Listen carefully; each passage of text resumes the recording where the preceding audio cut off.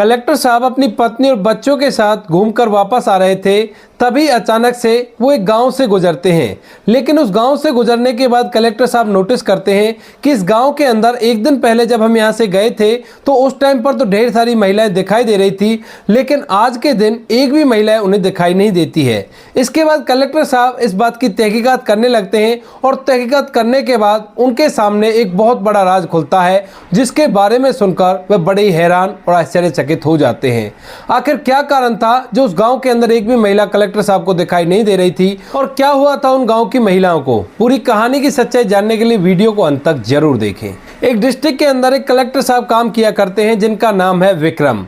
विक्रम के परिवार में उसकी पत्नी है, उसके 2 बच्चे हैं और बच्चे स्कूल पढ़ने के लिए जाया करते हैं। लेकिन उसकी पत्नी और उसके बच्चे बार बार उससे कहा करते हैं कि अब हमें आपको घुमाने के लिए ले जाना चाहिए और काफ़ी दिन हो गए हैं हमें आपके साथ ऐसे रहते हुए।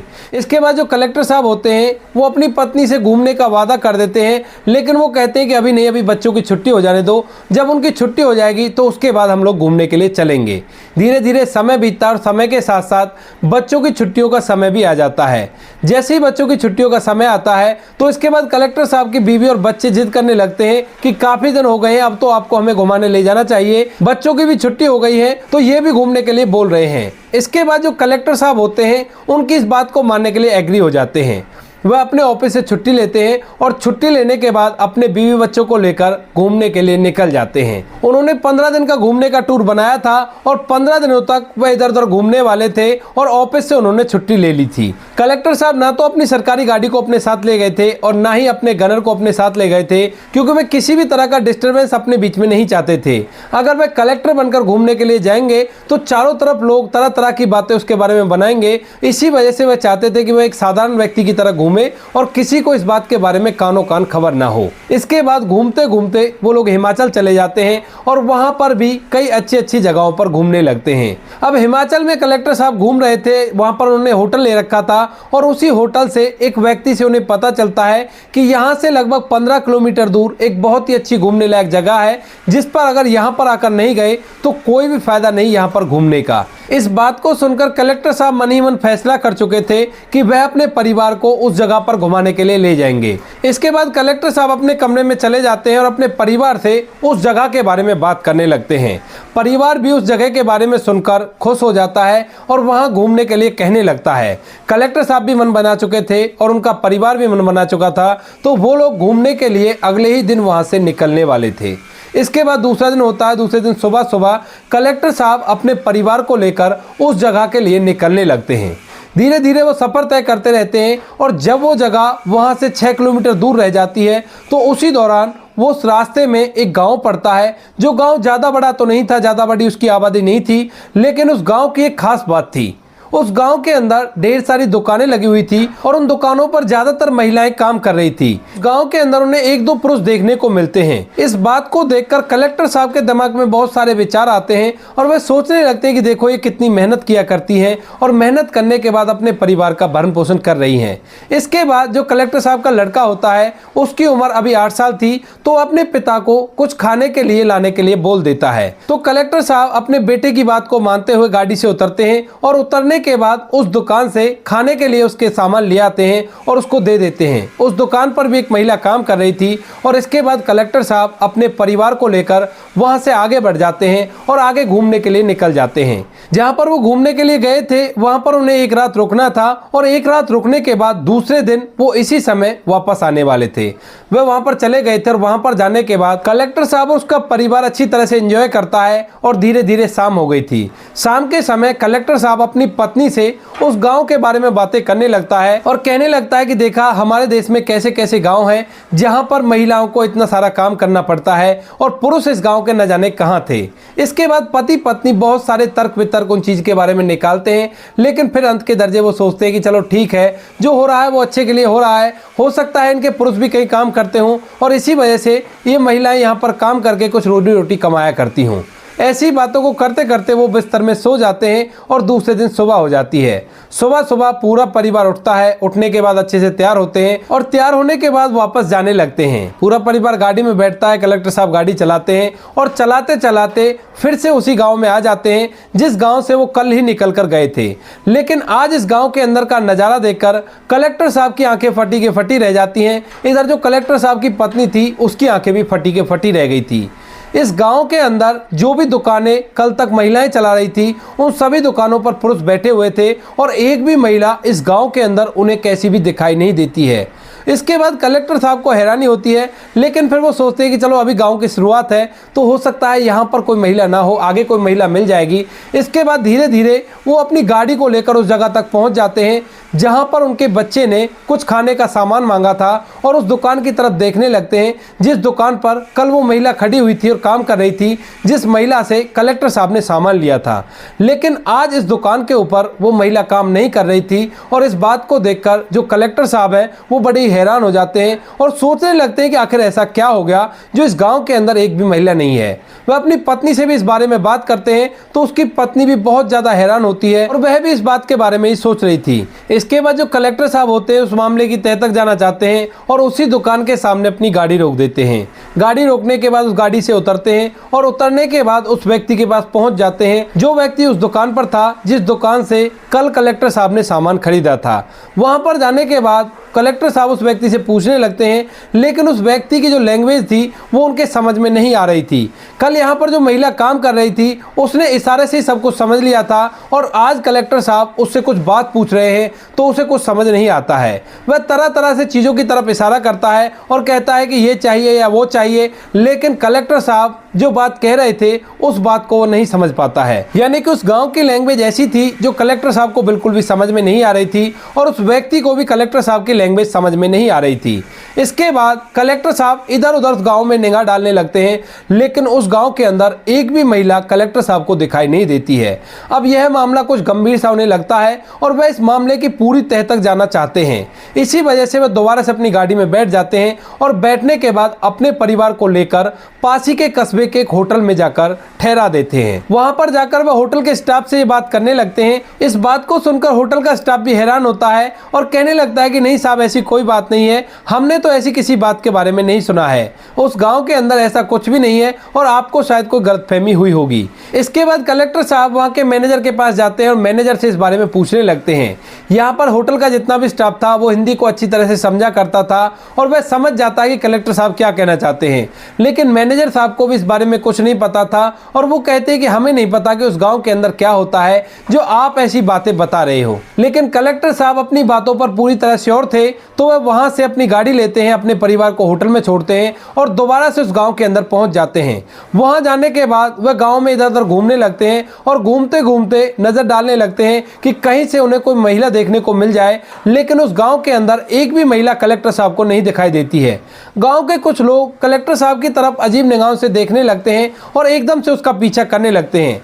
जब कलेक्टर साहब को लगता है कि यहाँ पे बात बिगड़ सकती है तो कलेक्टर साहब वहां से अपनी गाड़ी लेते हैं और गाड़ी लेकर वहां से वापस उसी होटल में आ जाते हैं जहां पर उनका परिवार ठहरा हुआ था। इसके बाद वह अपनी पत्नी से इन सभी बातों को बताता है और कहता है कि मुझे उस गांव के अंदर कोई ना कोई गड़बड़ लग रही है, क्योंकि जब मैं वहां पर दोबारा गया तो वो लोग मुझे देखकर अजीब से हरकतें करने लगे और मेरा पीछा करने लगे। इस बात को सुनकर पत्नी भी हैरान होती है और वो कहती है कि अगर ऐसी बात है तो आपको इस मामले की तह तक जाना चाहिए और आप भी तो एक कलेक्टर हो, यहाँ के किसी कलेक्टर साहब को कांटेक्ट करो और उनसे पता करो कि इस गांव के अंदर हो क्या रहा है। इसके बाद कलेक्टर साहब वहां से फोन मिलाने लगते हैं और फोन मिलाकर वहां के कलेक्टर साहब का नंबर अपने पास मंगा लेते हैं।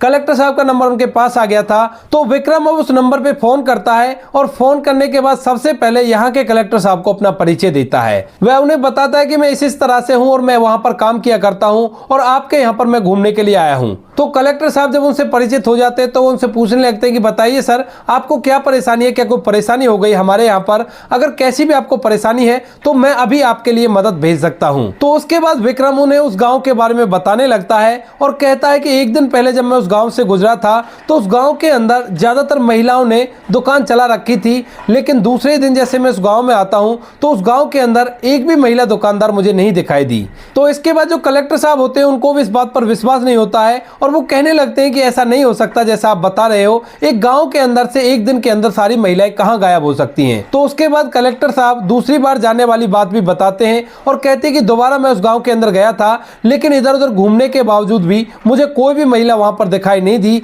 और जब वहां के पुरुषों को यह बात पता चली कि कोई बाहरी व्यक्ति उनके गांव में घूम रहा है तो वो लोग अजीब तरह से मेरी तरफ देखने लगे और मेरा पीछा करने लगे। इस बात को सुनकर जो वहां के कलेक्टर साहब हैं वो विक्रम से उस गांव का नाम पूछने लगते हैं। नाम पूछने के बाद वे उस गांव के जो पुलिस स्टेशन होता है वहां पर फोन करते हैं और इस गांव के बारे में पता करते हैं। अब पुलिस वाले जब पूरी बात को समझते हैं तो उन्हें भी बड़ी हैरानी होती है कि ऐसा कैसे हो सकता है, अगर ऐसा है तो हमें चलकर देखना चाहिए। इसके बाद जो कलेक्टर साहब होते हैं वो भी इस बात को जानने के लिए बहुत ही ज्यादा इच्छुक थे और जो विक्रम है वो भी इस बात को जानने के लिए बड़ा ही इच्छुक था। तो दोनों कलेक्टर साहब वहां से उस लोकल पुलिस स्टेशन में जाते हैं जिस स्टेशन के अंदर वो गांव आता था। वहां पर जाने के बाद वह एक ऐसे लोकल व्यक्ति को बुलाते हैं जिसे इस एरिया की भाषा अच्छी तरह से बोलनी आती हो और पुलिस वालों के साथ दोनों कलेक्टर साहब उस गाँव में दोबारा से पहुंच जाते हैं। वहां जाने के बाद पहले दोनों कलेक्टर साहब और पुलिस वाले गाँव में इधर उधर घूमते हैं और घूमने के बाद उन्हें आज भी इस गाँव के अंदर कोई भी महिला नहीं दिखाई देती। इस बात को अब 3 दिन हो चुके हैं और 3 दिन से लगातार उस गांव के अंदर एक भी महिला उन्हें दिखाई नहीं देती है। इसके बाद जो विक्रम होता है उस व्यक्ति से बात करने लगता है जिसे यहाँ की लैंग्वेज भी आया करती है और हिंदी भाषा भी आया करती है। वह उससे कहता है कि इन लोगों से यह पूछो कि यहाँ की महिलाएं कहाँ गई, क्योंकि तकरीबन 3 दिन पहले जब मैं इस गाँव से गुजरा था तो यहाँ पर ढेर सारी महिलाएं थी, लेकिन आज एक भी महिला नहीं दिखाई दे रही है। इस बात को सुनकर जो वह व्यक्ति था वो एकदम से हंसने लगता है और कहता है कि साहब अगर ऐसी बात थी तो आप मुझे बता सकते थे, मैं आपको वहीं पर बता देता और आपको यहां तक नहीं आना पड़ता। इसके बाद कलेक्टर साहब उसकी तरफ अजीब निगाहों से देखने लगते हैं और कहते हैं कि क्या तुम्हें पता है कि इस गांव की महिलाएं कहां गई हैं? तो वो कहता है कि हाँ साहब मुझे पता है कि इस गांव की महिलाएं कहां गई हैं। इसके बाद कलेक्टर साहब बड़े ही जिज्ञासा भाव से उससे पूछने लगते हैं कि बताओ कहां गई हैं इस गांव की महिलाएं।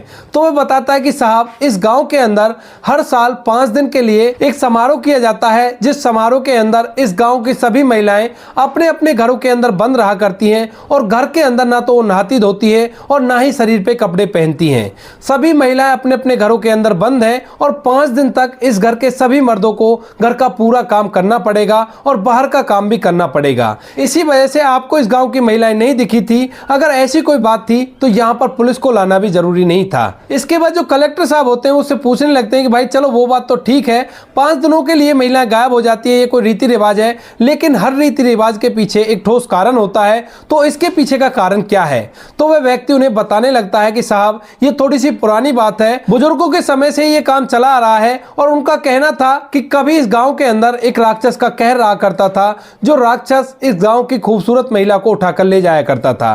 रोज रोज वह गांव के अंदर आया करता और महिलाओं को उठाकर यहां से अपने साथ ले जाया करता और उसके बाद उस महिला को कभी भी नहीं देखा जाता था। इसके बाद जो गांव के जितने भी मर्द थे उन्होंने इस बात से निजात पाने के लिए एक छोटी सी योजना बनाई और कहा कि जब महिलाएं बिना नहाए धोए और बिना कपड़ों के रहेंगी तो वो बिल्कुल भी खूबसूरत दिखाई नहीं देंगी और ऐसा करने पर वो राक्षस इन महिलाओं को उठाकर नहीं ले जाएगा। इसके बाद उस गांव की सभी महिलाएं लगातार 5 दिन तक इसी तरह से घरों के अंदर रहती हैं और उसके बाद वो राक्षस उनको उठाने के लिए नहीं आता है। इसी रिवाज का पालन करते हुए वो लोग आज तक भी इस चीज को फॉलो करते आ रहे थे। हर साल 5 दिन के लिए उस गाँव की सभी महिलाएं अपने घरों के अंदर बंद हो जाया करती और वह किसी को दिखाई भी नहीं दिया करती। घर के अंदर वह बिना कपड़ों के रहा करती और बिना नहाए धोए उस घर के अंदर बैठी रहा करती। इस बात को सुनकर कलेक्टर साहब को पहले तो बड़ी हैरानी होती है कि ऐसा कोई रिचुअल भी हो सकता है क्या, लेकिन फिर उन्हें अपनी बात पर हंसी आती है कि एक रिचुअल को वो नहीं पहचान पाए और वो इसे क्या समझ रहे थे। इसके बाद कलेक्टर साहब वहां से पुलिस डिपार्टमेंट और वहां के कलेक्टर साहब को लेकर वापस पुलिस स्टेशन आ गए थे और उन पुलिस वालों से पूछने लगते कि तुम्हारे अंडर में तो ये गाँव काफी दिनों से आया करता है, क्या तुम्हें भी इस बारे में नहीं पता था? तो वो लोग कह देते हैं कि साहब हमें इस बारे में कुछ भी नहीं पता है, क्योंकि अगर ऐसी कोई शिकायत हमारे पास आई ही नहीं तो हमें इस बारे में कैसे पता होगा, क्योंकि वहाँ के लोगों की लैंग्वेज भी अलग थी। तो इस वजह से वो लोग ज़्यादा उनकी भावनाओं को समझ नहीं पाते हैं और वहाँ से अगर कोई शिकायत आती है तो उस शिकायत पर उस गाँव में पहुँच जाते हैं। अक्सर उस गाँव से सालों साल तक कोई भी शिकायत नहीं आती है, वो लोग बड़े ही मिलजुल कर रहा करते थे। इसके बाद जो विक्रम होता है वो कलेक्टर साहब का शुक्रिया अदा करता है और वहाँ से अपने परिवार वालों के पास पहुँच जाता है। इधर अभी तक जो विक्रम की पत्नी थी वो इस बात को लेकर बड़ी हैरान थी और वह तरह तरह के विचार अपने मन में प्रकट कर रही थी। जैसे विक्रम वहां पर पहुंचता है तो वह उससे पूछने लगती है कि हाँ बताइए, कहां पर चली गई थी उस गांव की पूरी महिलाएं। तो इसके बाद विक्रम पूरी कहानी अपनी पत्नी को बताता है और उसकी पत्नी इस बात को सुनकर हंसने लगती है। तो दोस्तों ये थी एक छोटी सी कहानी जहां पर एक कलेक्टर साहब अपने परिवार के साथ घूमने के लिए गए थे, लेकिन वहां पर एक गाँव के अंदर से 5 दिनों के लिए सारी के सारी महिलाएं गायब हो गई थी। आप क्या कहना चाहते हो कलेक्टर साहब के बारे में, आप क्या कहना चाहते हो उनकी पत्नी के बारे में? आपकी जो भी राय कमेंट सेक्शन में लिख सकते हो, लोगों के साथ शेयर कर सकते हो।